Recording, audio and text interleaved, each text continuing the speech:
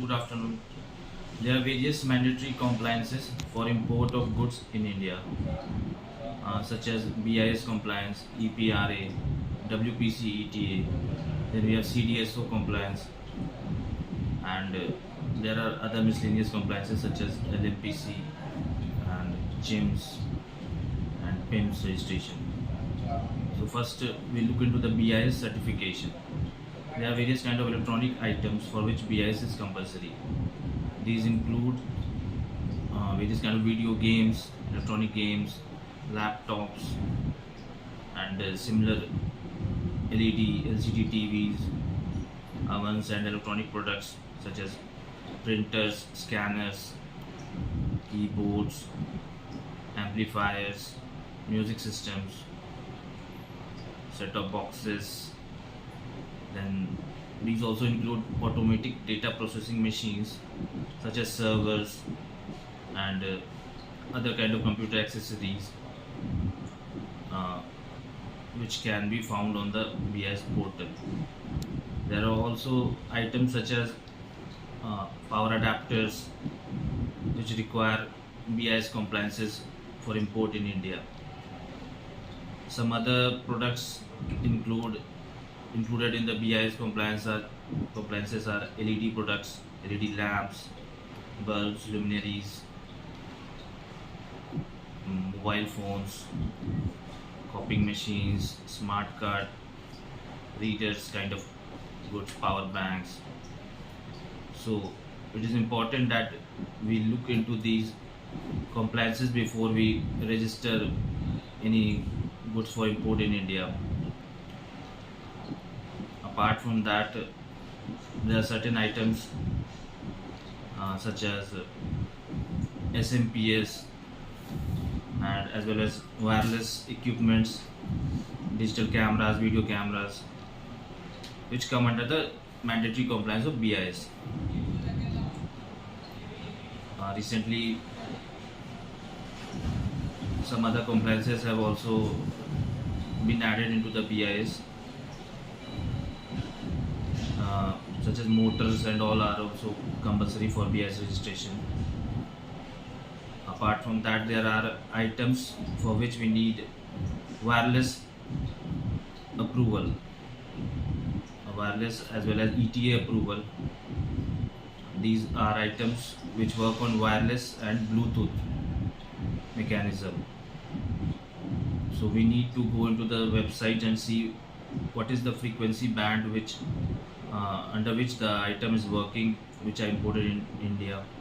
So accordingly, an importer can apply for ETA and WPC certification, so that there is smooth clearance of goods from the customs port as well as authorities. Apart from this, there is e-waste management rules 2022, for which there are a lot of around 80 to 90 products which come under the ambit of EPRA, and for that the importer needs to be certified. The goods needs to be certified under the EPRA rule, and these includes certain electronic products, toys items, certain tools, as well as laboratory instruments, medical instruments. So these are the things that needs to be kept into mind before an importer is registering their product for import in India.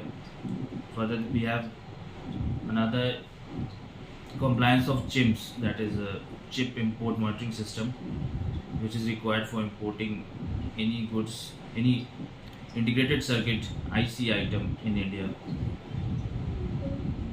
Apart from that, there are compliances under Drug and Cosmetic Act 1940 as well as 45, where the importer needs to be aware of what all certificate and licenses they need to have while importing drug items, cosmetic goods, which come under different kind of rule like MD14, MD15. Then there are some items were specified in the Rule 10, Rule 10A. So it is important that the importer as well as the CHAs are well aware of what are the compliances regarding import of drugs and cosmetics in India. Then, while importing food items in India, it is important that the importers are aware of the FSSAI rule, for which FSSAI license is important for importing certain kinds of food product as well as ingredients also. So they need to have a valid FSSAI license. Apart from that, there are certain small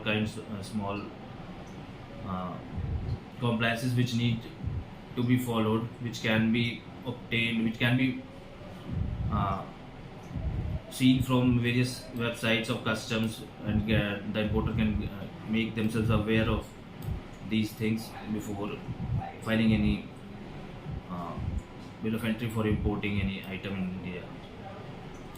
So these are the in summing up a small note regarding compliances for certain products in India. Thank you.